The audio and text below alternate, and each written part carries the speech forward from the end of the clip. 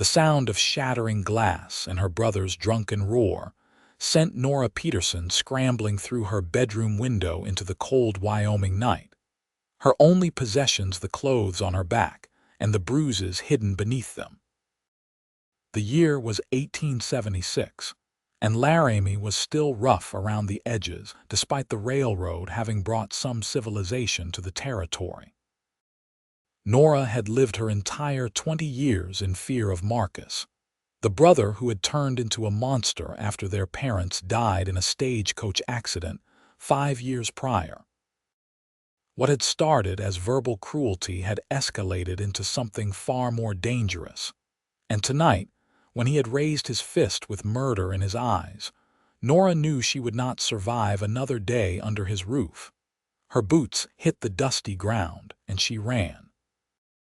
The moon hung full and bright above, illuminating the dirt roads that stretched between wooden buildings. She had no plan, no destination, just the desperate need to put distance between herself and the man who should have protected her, but instead had become her greatest nightmare. The night air burned her lungs as she pushed forward, leaving the main street behind and heading toward the open prairie. She could hear Marcus's voice bellowing her name in the distance, could imagine him stumbling through the house, realizing she had fled. He would come after her. He always did. Nora ran until her legs trembled and her side ached with a sharp stitch. The lights of Laramie faded behind her, and the vast darkness of the Wyoming landscape stretched endlessly ahead.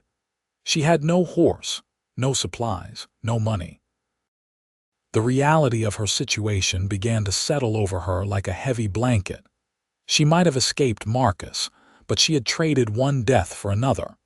The wild country did not forgive the unprepared.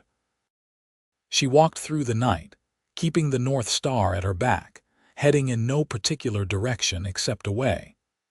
When dawn broke over the horizon in shades of pink and gold, Nora found herself on a dirt road rutted with wagon tracks.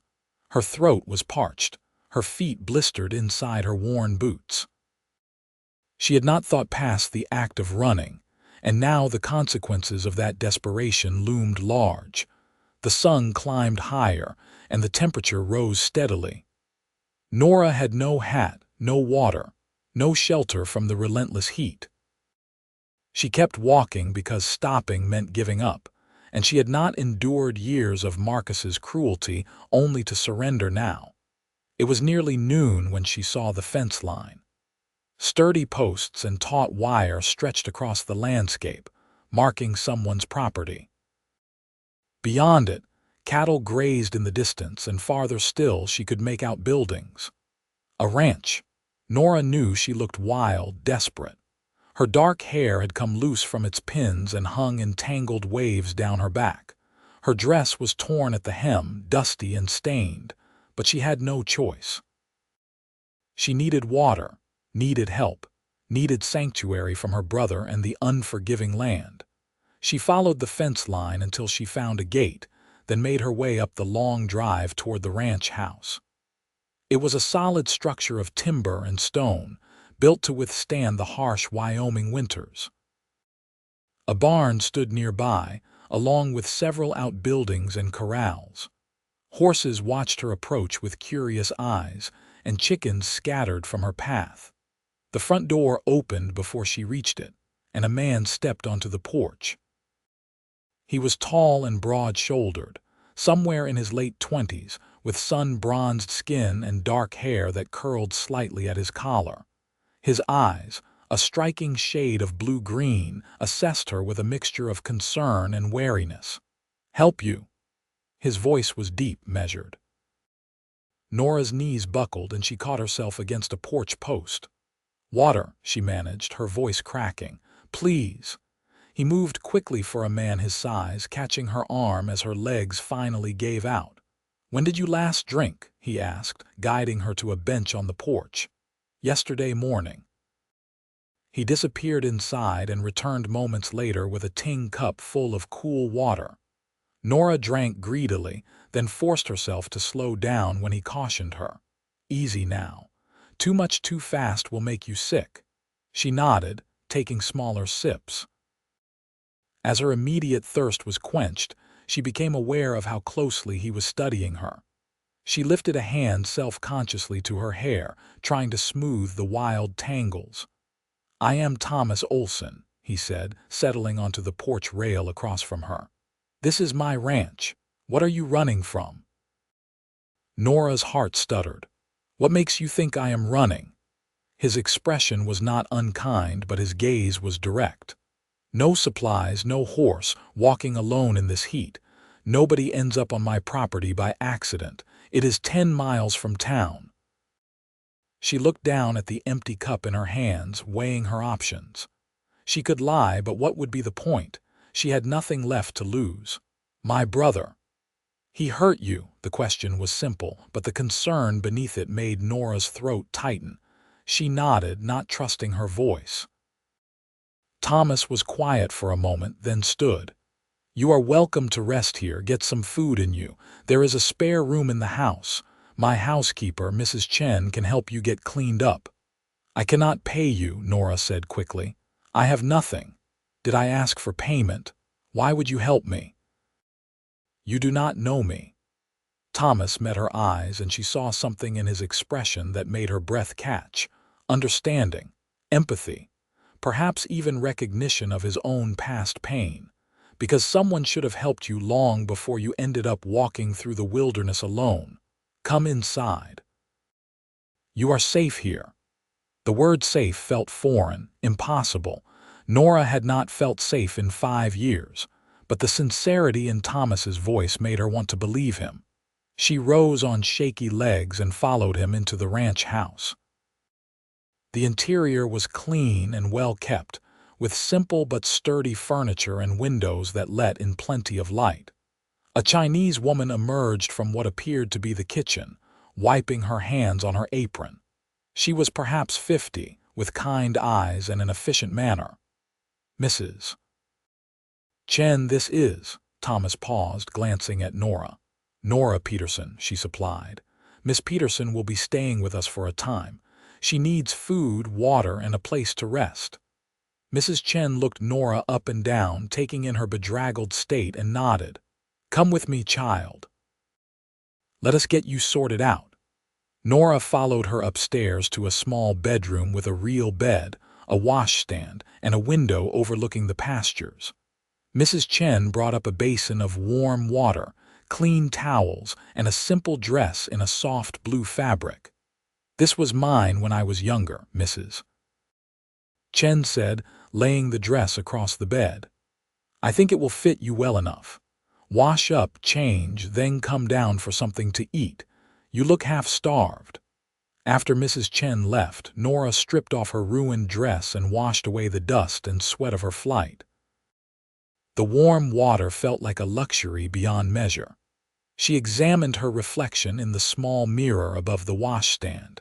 A purple bruise darkened her left cheekbone, and another marked her upper arm.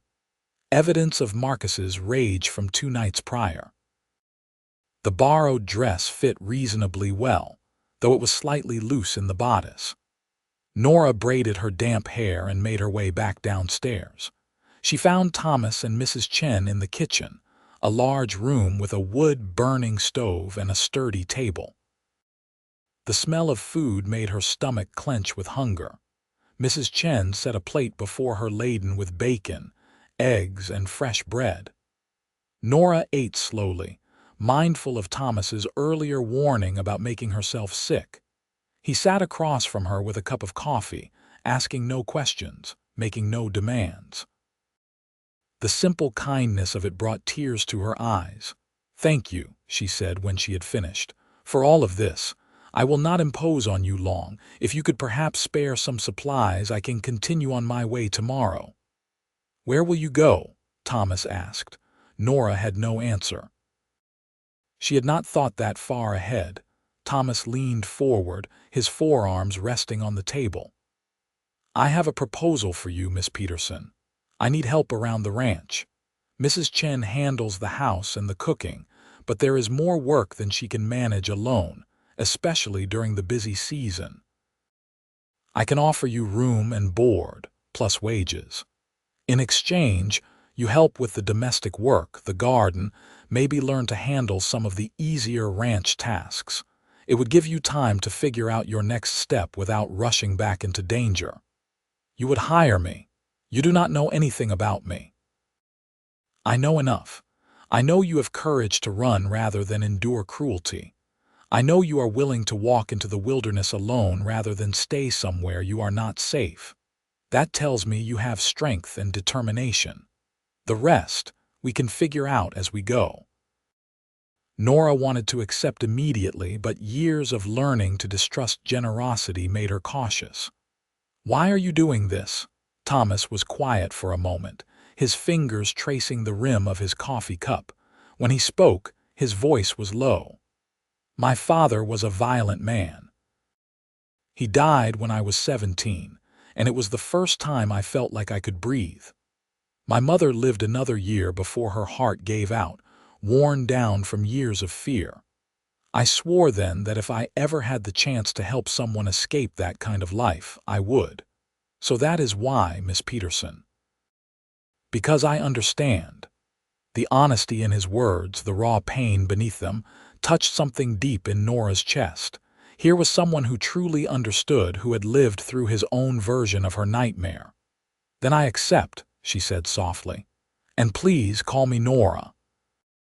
A smile crossed his face, transforming his serious features into something warmer. Nora, and I am Thomas, though the ranch hands call me Tom. Over the following days, Nora settled into a rhythm at the ranch. Mrs. Chen taught her how to manage the garden, preserve vegetables, and handle the endless laundry that came with running a working ranch. Nora learned the names of the ranch hands who worked for Thomas. Old Pete, who had been with him since he started the place. Young Sam, barely 19 and eager to prove himself. And Miguel, a quiet man with a quick smile who was the best horseman Nora had ever seen. They treated her with respect, tipping their hats when they passed, thanking her politely when she brought water or food out to them during long work days. It was so different from life with Marcus that Nora sometimes felt like she had stepped into a dream. Thomas kept his distance those first few days, giving her space to adjust. But Nora found herself watching him when she thought he would not notice. The way he moved with such confidence and purpose. The patient manner in which he handled the horses, firm but gentle. The respect he showed his workers, laboring alongside them rather than simply giving orders. It was nearly a week after her arrival when Marcus came looking for her. Nora was hanging laundry on the line behind the house when she heard the horse approaching. Something in the cadence of the hoofbeats made her stomach tighten with dread. She turned and saw him riding up the drive, his face flushed with anger and drink even at midday. Terror froze her in place. She wanted to run, to hide, but her legs would not obey. Marcus dismounted before he even reached the house, letting his horse's reins drop. "Nora," he bellowed, "I know you are here. Get out here now." Thomas emerged from the barn, Pete and Sam flanking him. His posture was relaxed but ready, his hand resting casually on the gun at his hip. "You are on private property. State your business or turn around." Marcus's lip curled. "My business is with my sister. Send her out." "Your sister is under my protection. If she wants to speak with you, she can. But something tells me she does not."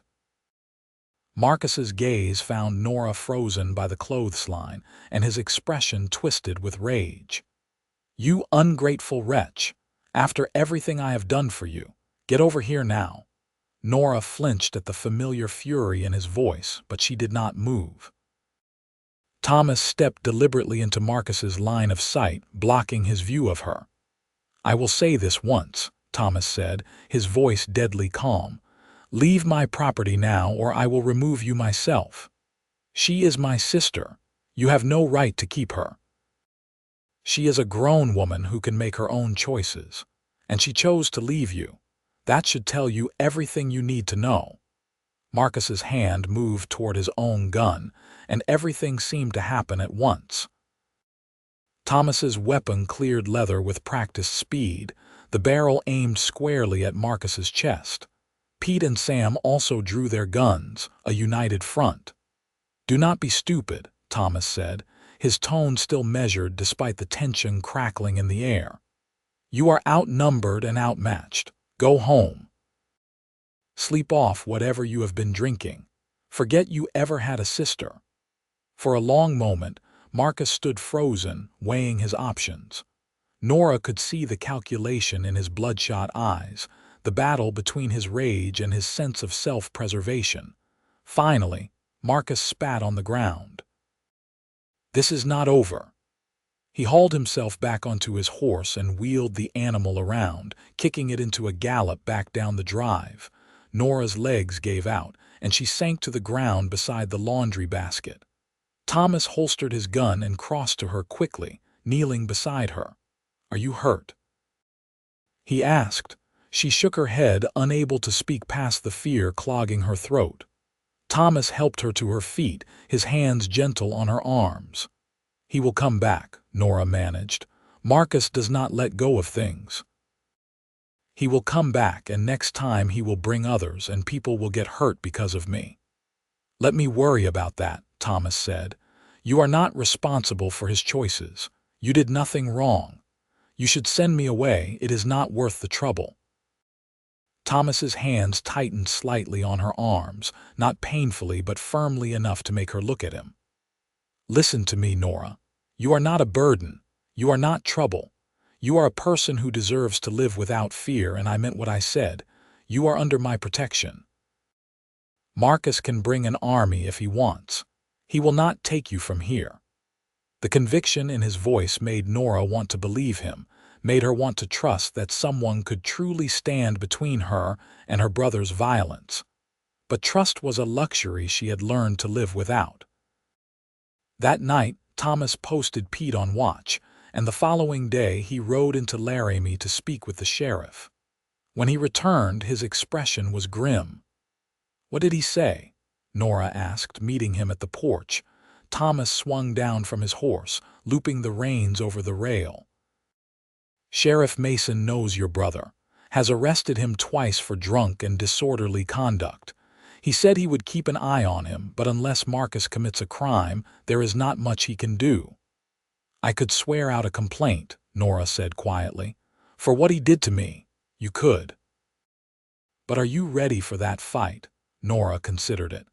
Going public with accusations against Marcus would mean telling her story to strangers, reliving every terrible moment. It would mean a potential trial, facing her brother in court. The thought made her feel sick. "Not yet," she admitted. "I am not strong enough yet," Thomas nodded. "That is fair. When you are ready, if that time comes, I will stand beside you. For now, we stay alert and keep you safe." Over the following weeks, Nora grew stronger. The good food, hard work, and absence of fear began to heal something inside her that had been broken for a long time. She learned to ride, starting with Thomas's gentlest mare, a sweet-natured paint named Daisy. She learned to mend tack, to help birth a calf, to judge when the garden needed water by the feel of the soil. She also learned about Thomas, that he had built this ranch from nothing after his father died, working other people's land until he had saved enough to buy his own. That he sent money regularly to his sister back in Missouri, helping support her and her 3 children after her husband died in a mining accident. That he loved this land with a fierce passion, saw it as a place where he could build something good and lasting. They fell into an easy companionship, working side by side during the long summer days. Thomas taught her to identify the different grasses, to read the sky for coming weather, to move cattle without spooking them. Nora found herself laughing again, something she had not done in years. She found herself looking forward to meals where Thomas would sit across from her and tell stories about the ranch hands or share his plans for expanding the herd. She also found herself noticing things she should not. The way his eyes crinkled at the corners when he smiled. The strength in his hands as he worked. The sound of his voice, low and warm when he said her name, it terrified her, these feelings stirring in her chest. She had seen what happened when you let yourself depend on someone, trust them, love them. Marcus had been her brother, bound by blood, and he had turned into a monster. What guarantee did she have that Thomas would not do the same? But even as fear whispered its warnings, her heart kept reaching toward him like a flower turning toward the sun. It was mid-August when the accident happened. They were working cattle in the east pasture, moving a small herd to fresh grazing. One of the younger steers got spooked by a snake and bolted, setting off a small stampede. Thomas was directly in the path of the panicked animals. Nora watched in horror as his horse reared, throwing him to the ground. She reacted without thinking, spurring Daisy forward and firing the rifle Thomas had insisted she learn to carry. The shot went wide of the cattle but was loud enough to turn them. Miguel and Sam herded them away while Nora flung herself from her saddle and ran to Thomas. He lay still in the dirt, blood seeping from a gash on his temple where a hoof had clipped him. Thomas. She dropped to her knees beside him, her hands hovering over him, afraid to touch him and cause more damage. Thomas, please. His eyes fluttered open, unfocused. Nora, I am here. Do not move. We need to get you back to the house. Miguel and Sam were beside them now, helping lift Thomas onto his horse. Nora mounted behind him, her arms wrapped around his waist to keep him steady, her heart hammering against her ribs. The ride back to the ranch felt endless. They got him inside and onto his bed. Mrs.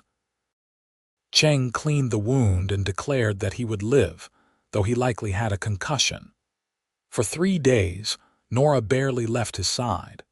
She changed the bandage on his head, brought him broth and water, read to him from the week-old newspapers that came from town.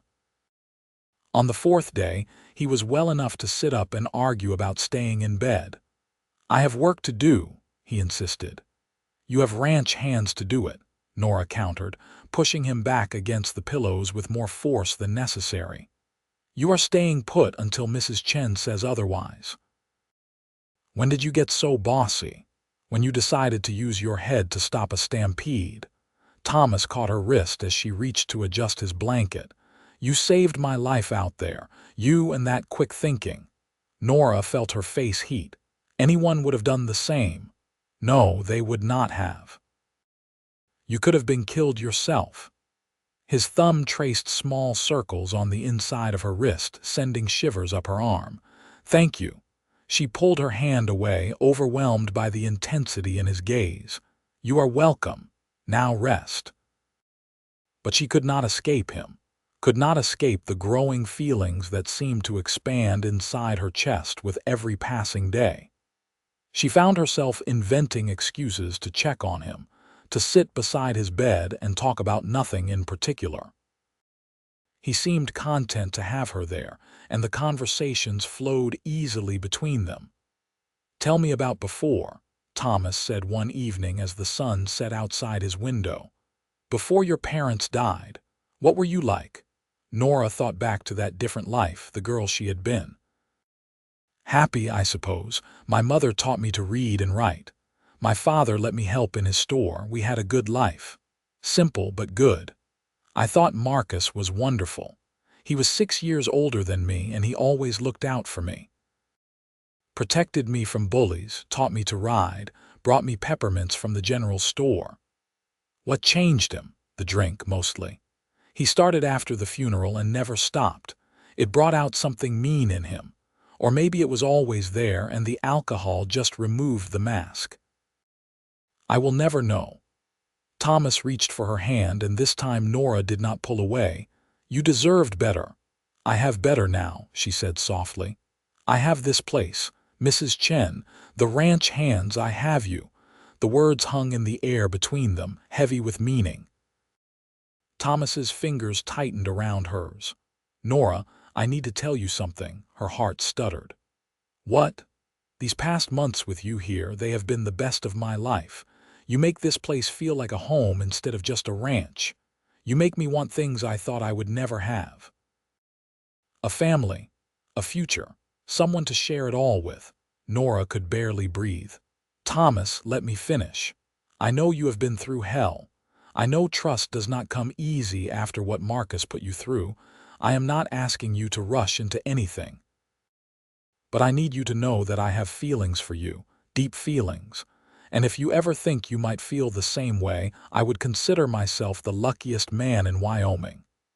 Tears spilled down Nora's cheeks. "I do feel the same way. I have for weeks now, but I am terrified. What if you change? What if I am making a terrible mistake?"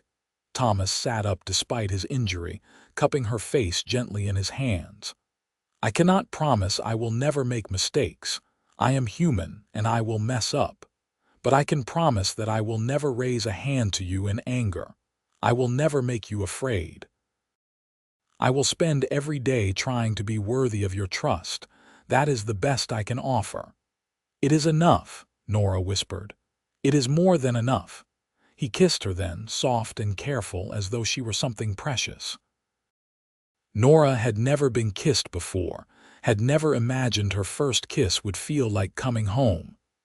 She wrapped her arms around his neck, kissing him back with all the pent-up emotion of the past months. When they finally broke apart, both breathing hard, Thomas rested his forehead against hers. "Marry me, Nora," she laughed, the sound watery with tears. "You have a head injury. You should not be making important decisions." "My head is fine. My heart knows exactly what it wants. Say yes." "Yes," Nora said and kissed him again. They were married a month later in a simple ceremony at the ranch, with Mrs. Chen and the Hands as witnesses. Sheriff Mason came out from town to officiate, and even brought his wife, a cheerful woman who insisted on making a cake for the occasion.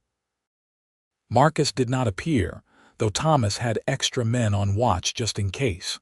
Nora wore a dress that Mrs. Chen had sewn for her, a soft cream color with lace at the collar.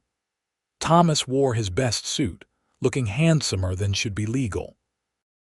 When he said his vows, promising to love and protect her all the days of his life, Nora believed him with her whole heart.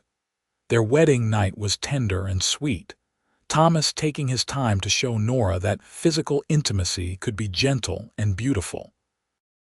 She had been afraid, old fears whispering that all men were dangerous. But Thomas proved those fears wrong with every careful touch, every whispered word of love. The months that followed were the happiest of Nora's life. She threw herself into being a rancher's wife, learning everything she could about managing a ranch. Thomas treated her as a true partner, discussing decisions with her, valuing her opinions. Together they planned improvements to the property, expansion of the herd, ways to make the ranch more profitable. Winter came hard and fast that year, blanketing Wyoming in snow and ice. The ranch hands moved into the bunkhouse, and the work became about survival rather than profit. Thomas and the men spent long hours tending the cattle, breaking ice on water troughs, ensuring the animals had enough feed to make it through the brutal cold. Nora worried every time Thomas went out into the blizzard conditions, but he always came back, stamping snow from his boots and pulling her into his arms to steal warmth from her body. They would sit by the fire in the evenings, Nora mending or knitting while Thomas read aloud from books they borrowed from neighbors. It was peaceful and domestic, and everything Nora had never dared to dream she could have. Spring arrived like a promise kept, melting the snow and bringing green back to the prairie. With it came the busiest time of year, calving season. Nora learned to assist with difficult births, to bottle feed orphaned calves, to recognize the signs of illness in the newborns. It was exhausting work, but deeply satisfying. It was also during the spring that Nora began to suspect she might be pregnant. She missed her monthly courses, felt nauseous in the mornings, found herself exhausted by mid-afternoon. Mrs. Chen noticed before she said anything, the older woman giving her knowing looks over breakfast. "You should tell him," Mrs. Chen said one morning when they were alone in the kitchen. "Tell him what?" Nora asked, though she knew perfectly well. "That he is going to be a father. That man will be over the moon." Nora smiled, placing a hand over her still flat stomach. "I will tell him tonight." She waited until after dinner, until they were alone in their bedroom. Thomas was pulling off his boots, talking about plans to expand the south pasture. Nora stood by the window, gathering her courage. "Thomas, I need to tell you something." He looked up, instantly alert to the seriousness in her tone. "What is wrong?" "Nothing is wrong. Something is very right, actually." She took a deep breath. "I am going to have a baby." "We are going to have a baby." Thomas froze, his boot half off. Then his face split into the widest smile Nora had ever seen. He crossed the room in 3 strides and swept her up in his arms, spinning her around until she laughed and begged him to stop before she got sick. "We are having a baby," he repeated, setting her down carefully and placing his hands on her belly. "A baby. Nora, this is incredible. Are you happy? Are you scared? What do you need?" "I am all of those things," she admitted, "but mostly happy, terrified but happy. I am going to be a father." Wonder filled his voice. "We are going to be a family." "We already are a family," Nora said, covering his hands with her own. "But yes, we are going to be a bigger one." The pregnancy progressed normally through the summer months. Nora's belly grew round, and Thomas became almost comically protective. He would not let her lift anything heavy, insisted she rest during the hottest part of the day, and made sure Mrs. Chen prepared the most nutritious meals possible.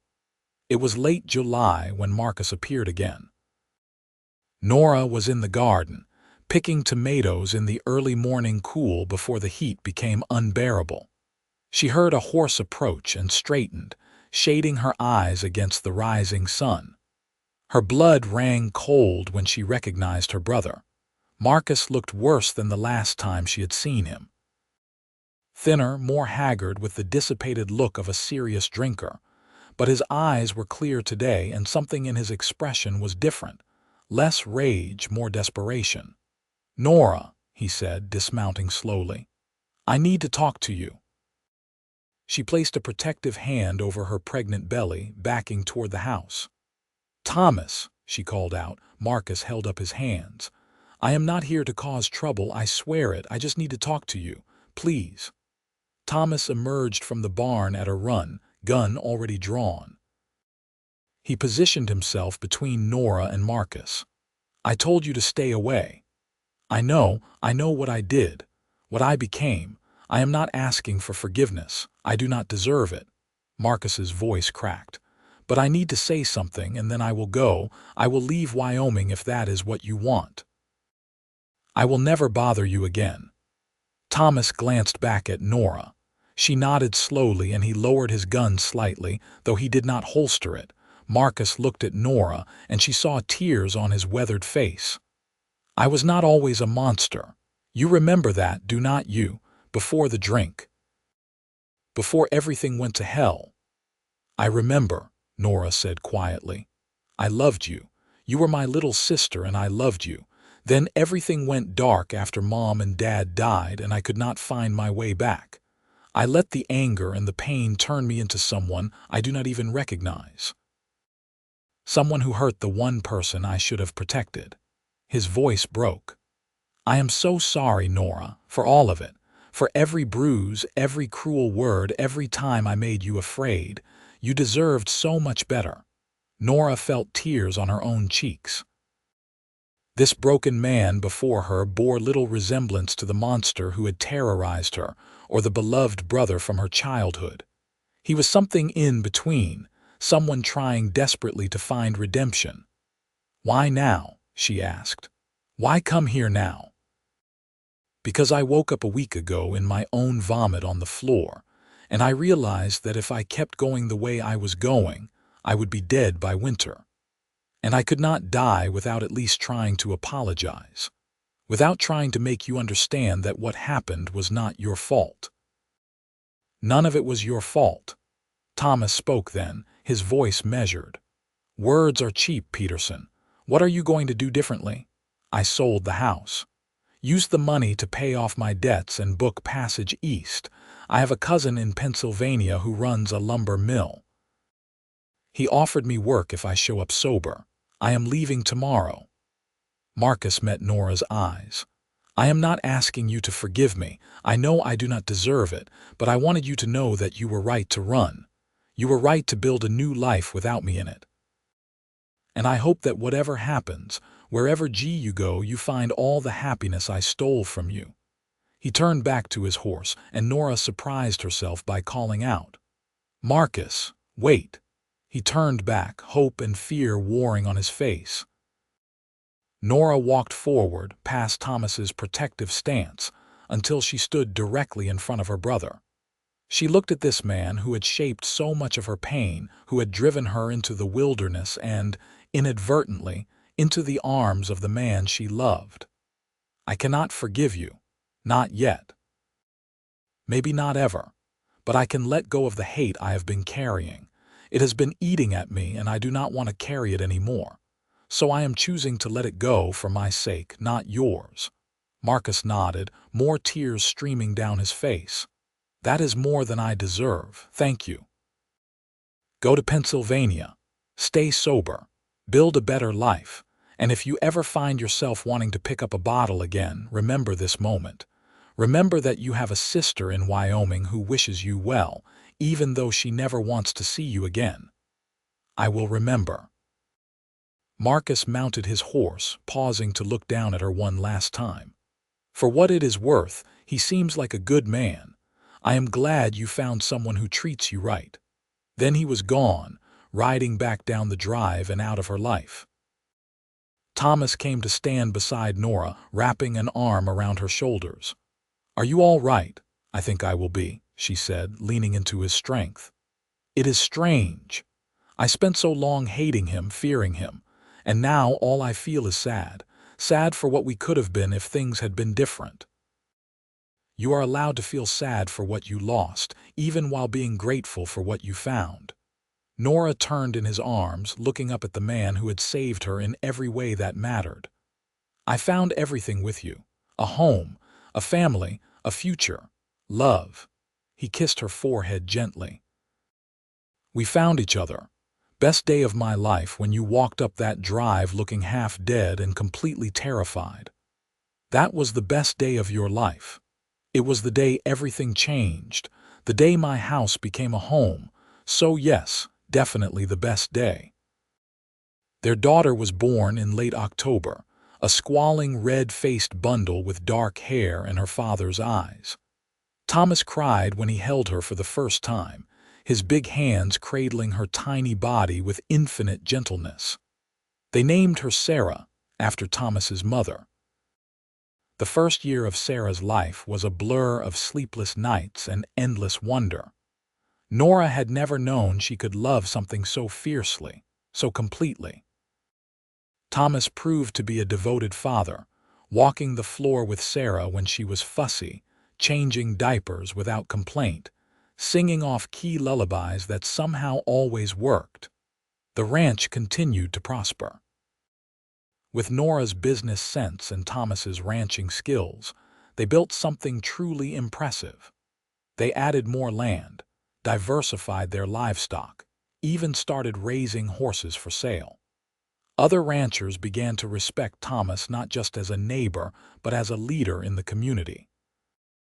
2 years after Sarah was born, their son arrived. Daniel Thomas Olsen came into the world on a spring morning when the wildflowers were blooming across the prairie. He was bigger than Sarah had been, with a lusty cry that declared his presence to the world. Thomas was even more emotional this time, if possible, tears streaming down his face as he held his son. "We have a boy," he kept repeating. "We have a boy, Nora. "A son." "I see him," Nora said, laughing weakly from the bed. "I was there when he arrived." Mrs. Chen, who had assisted with both births, shook her head at their antics. "You two are ridiculous, but very sweet." Life settled into a beautiful rhythm.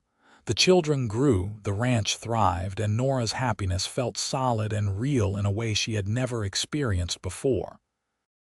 She no longer woke in the night fearing Marcus's return. She no longer flinched at raised voices or sudden movements. Thomas's steady love and unwavering patience had healed wounds she had thought were permanent. When Sarah was 5 and Daniel was 3, they held a barn-raising party. A severe storm had damaged one of the outbuildings, and rather than repair it, Thomas decided to build a larger, better barn. Neighbors from miles around came to help, bringing food and tools and good cheer. It was a tradition in the territory, communities coming together to help one another.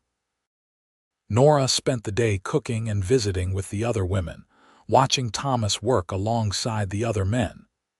He moved with easy confidence, directing the construction while also doing his share of the heavy lifting.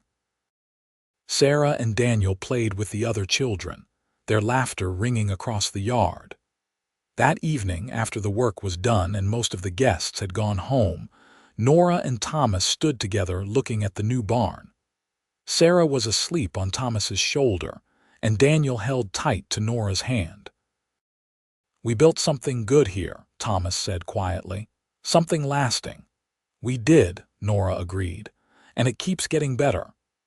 The years continued to pass, each one bringing new challenges and new joys. There was the year of the drought when they had to make hard decisions about the herd. The year Daniel broke his arm falling from a tree, giving them both gray hair from worry. The year Sarah started school in Laramie and came home chattering about everything she had learned. Pete retired when his arthritis got too bad, and they threw him a party to celebrate his years of service. Sam took over as foreman, having grown from an eager boy into a capable man. Miguel stayed on, his quiet competence making him invaluable. They hired new hands as needed, and Nora made sure to feed them well and treat them fairly, creating the kind of workplace she wished existed everywhere. When Sarah was 8 and Daniel was 6, Nora found herself pregnant again. This pregnancy was harder than the first two, leaving her exhausted and ill through most of it. Thomas hovered constantly, driving her slightly crazy with his concern. But when their second daughter was born, a tiny thing with red hair and a temper to match, all the discomfort was forgotten. They named her Elizabeth, and she completed their family in a way Nora had not known was missing. Elizabeth was fierce and fearless from the start, keeping her older siblings on their toes and wrapping her father around her tiny finger. Life was not always easy. There were lean years and fat years, sick animals and harsh winters, disagreements and difficulties. But through it all, Nora and Thomas faced everything together. They had built a partnership based on mutual respect and deep love, and it only grew stronger with time. On their 10th wedding anniversary, Thomas took Nora on a picnic to the spot where he had first brought her when she was learning to ride. It was a high meadow with a view of the mountains, wildflowers blooming in riotous color. "You remember the first time I brought you here?" Thomas asked, pouring her a glass of wine. "I remember being terrified of falling off Daisy," he laughed. "You were gripping the saddle horn so tight your knuckles were white. I had never ridden before. I thought I was going to die. And now you ride like you were born to it." He took her hand, his thumb tracing familiar patterns on her skin. "Everything I have, everything I am, I owe to you. You know that, right? That is ridiculous. You built this ranch before I even arrived. I built a business. You helped me build a home, a family, a life worth living." His eyes were serious now, intense with emotion. "These 10 years with you have been the best of my life. I love you more today than I did the day we married, and I will love you more tomorrow than I do today." Nora felt tears prick her eyes. Even after 10 years, he could still make her cry with his words. "I love you too, so much. You saved me, Thomas, in every way a person can be saved. We saved each other." They sat in the meadow until the sun began to set, painting the sky in shades of orange and pink. When they returned to the ranch, the children were waiting on the porch with Mrs. Chen. Sarah had made a cake that was slightly lopsided but tasted wonderful. Daniel presented them with a drawing he had made of the family. Elizabeth fell asleep in Thomas's arms halfway through dinner. That night, lying in bed with Thomas's arms around her, Nora thought about the girl who had fled into the wilderness 10 years ago. That girl had been broken and afraid, unable to imagine a future that held anything but more pain. She could never have imagined this life, this man, this family, this bone-deep happiness that permeated every aspect of her existence. "What are you thinking about?" Thomas murmured, his breath warm against her ear. "About how far we have come. How different everything is from what I thought my life would be. Better or worse." She turned in his arms to face him. "So much better. Better than I ever dreamed possible." He kissed her, slow and sweet, and Nora felt the familiar spark of desire kindle between them. After 10 years and 3 children, she still wanted him with an intensity that sometimes surprised her. And he still looked at her like she was the most beautiful thing he had ever seen. Their lovemaking that night was tender and passionate, a celebration of everything they had built together. Afterward, wrapped in each other's arms, Nora felt a profound sense of gratitude. Life had been cruel to her once, but it had more than made up for it. The years continued to unfold. Sarah grew into a thoughtful young woman who loved books and learning. Daniel developed a gift with animals that rivaled Miguel's. Elizabeth remained a force of nature, fearless and determined to do everything her older siblings could do. When Sarah turned 15, Nora sat her down for a conversation she had been dreading. It was time to talk about things that mothers told their daughters, about men and marriage and choosing a path in life. "You have choices, Sarah," Nora said carefully. "More choices than I had at your age. You do not have to marry if you do not want to. You can work, can build a life for yourself. And if you do choose to marry, you have the right to choose someone who treats you with respect and kindness." Sarah looked at her mother with wise eyes. "Like Dad treats you." "Yes, exactly like that. Never settle for less than what your father and I have. Never let anyone make you feel small or afraid. Promise me." "I promise, Mom." Nora hugged her daughter close, grateful that her children would grow up knowing what love looked like. They would see it every day in how she and Thomas treated each other, in the partnership they had built. That was a gift beyond measure. Daniel, at 13, was already taller than his mother and showed signs of inheriting his father's height and build. He was quieter than his sisters, more contemplative, but he had a good heart and a strong work ethic. Thomas spent hours teaching him the intricacies of ranching, passing on knowledge that had taken years to acquire. Elizabeth, at 9, remained the wild card of the family. She wanted to learn everything, do everything, be everywhere at once. She rode faster than was probably safe, climbed higher than she should, and argued with anyone who suggested she could not do something because she was a girl. "She reminds me of you," Thomas said one evening, watching Elizabeth race her siblings on horseback. "I was never that fearless." Not on the outside, maybe, but on the inside. You walked into the wilderness alone rather than endure another day of abuse. You chose possible death over certain cruelty. That takes a special kind of courage, he smiled. Elizabeth has that same fire. She just gets to express it freely because she has never had to be afraid. Nora leaned against her husband, watching their children play in the fading light. That is the best thing we have given them: safety, security, the freedom to be themselves. We did that together.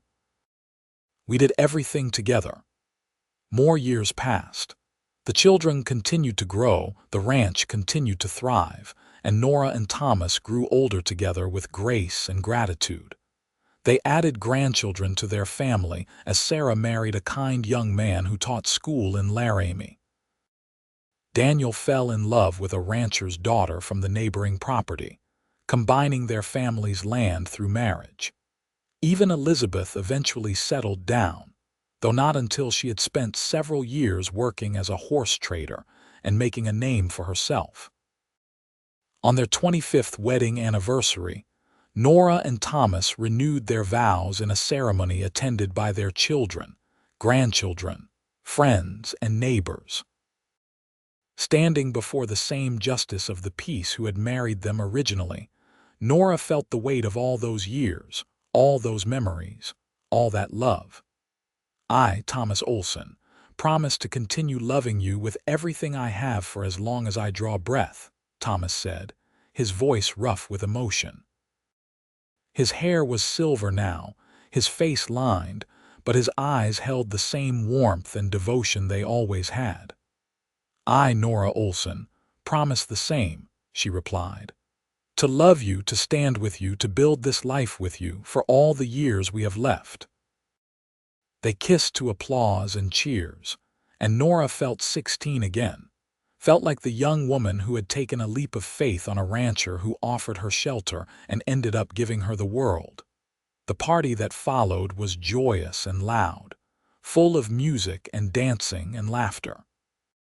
Watching her family celebrate, seeing her children with their own children, knowing that she and Thomas had created this legacy of love and safety, Nora felt overcome with emotion. Thomas found her later, standing alone on the porch while the party continued inside. He wrapped his arms around her from behind, resting his chin on her shoulder. "Happy?" he asked. "More than I can possibly express." "Me too. Every single day with you is a gift." They stood together in comfortable silence, listening to the sounds of celebration drifting from inside. The night was clear, stars blazing overhead in the vast Wyoming sky. Somewhere in the distance, a coyote called. The wind carried the scent of prairie grass and wildflowers. "You ever think about that first night?" Nora asked. "When I showed up here desperate and afraid?" "I think about it all the time. I think about how close I came to never meeting you. If you had gone a different direction, if you had not seen the fence line, if I had not been home that day. So many things that could have gone differently. But they did not. I found you. You helped me." And everything else followed. "Destiny," Thomas said. "Had to be. Nothing else explains it." Nora turned in his arms to face him. "I do not know if I believe in destiny, but I believe in choices. I believe you made a choice to help a stranger. I made a choice to trust you. We both made a choice to build something together. Those choices led us here. Then I am grateful for every choice we made, every moment that led me to you." They kissed under the stars, two people who had found each other against all odds and built something beautiful from that chance encounter. The party continued inside, their family celebrating the love that had created them all. But out on the porch in the quiet night, it was just Nora and Thomas, together as they had been for 25 years, as they would be for however many years remained. The seasons continued to turn. Spring brought new calves and foals, the cycle of life continuing as it always had. Summer meant long work days and dusty afternoons. Fall brought the hard work of preparing for winter, storing feed and supplies. Winter meant huddling close, grateful for warmth and shelter, planning for the year to come. Through it all, Nora and Thomas faced life side by side. They buried Mrs. Chen when she passed peacefully in her sleep at 83, mourning the woman who had been friend and family. They celebrated as their grandchildren grew and began having children of their own, making them great-grandparents. They marked the passage of time in birthdays and holidays, in small joys and occasional sorrows. As they grew older, they handed over more of the ranch responsibilities to their children. Daniel proved to be a natural rancher, taking over the day-to-day operations with ease. Sarah managed the business side of things, her education and sharp mind serving her well. Elizabeth ran the horse breeding program, creating a reputation for quality that brought buyers from across the territory and beyond. Nora and Thomas settled into a quieter life, taking pleasure in simpler things. Morning coffee on the porch, watching the sun rise over land they had built together. Afternoon naps in the summer heat. Evening walks when the weather allowed. Time with grandchildren and great-grandchildren who saw them not as the young people they once were, but as the pillars of a family dynasty built on love and hard work. On a clear autumn evening, as they sat together on the porch swing watching another sunset, Thomas took Nora's hand in his. His hands were gnarled now with age and arthritis, but his grip was still strong, still sure. "Nora Peterson," he said, using her maiden name with a small smile. "Nora Olsen," she corrected. "Nora Olsen," he agreed. "I want you to know something." "What is that?" "If I had my life to live over again, I would not change a single thing, not one moment. Every joy, every challenge, every year we have had together has been exactly right. You made my life complete." Nora felt tears slide down her weathered cheeks. "You made mine possible. You gave me safety when I had none. Love when I thought I was unlovable. A family when I thought I would never have one. You gave me everything, Thomas. We gave it to each other." They sat in peaceful silence as the sun dipped below the horizon, painting the sky in brilliant shades of red and gold. Around them, the ranch bustled with quiet evening activity. Grandchildren played in the yard. Daniel checked on the horses in the barn. Sarah sat on her own porch next door, reading by lamplight. Elizabeth could be heard somewhere singing off-key, still full of the same energy she had possessed as a child. This was the family they had built, the legacy they would leave. Children and grandchildren who knew they were loved, who had grown up seeing what a true partnership looked like, who understood that family was not just blood but choice and commitment, and showing up every single day. "Not bad for a girl who ran into the wilderness with nothing but the clothes on her back," Nora said softly. "Not bad for a rancher who thought he would spend his life alone," Thomas replied.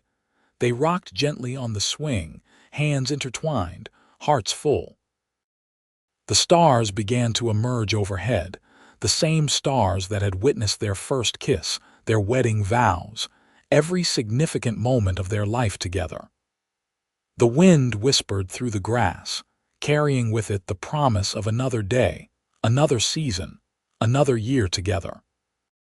Whatever time they had left, they would spend it exactly like this. Together, always together.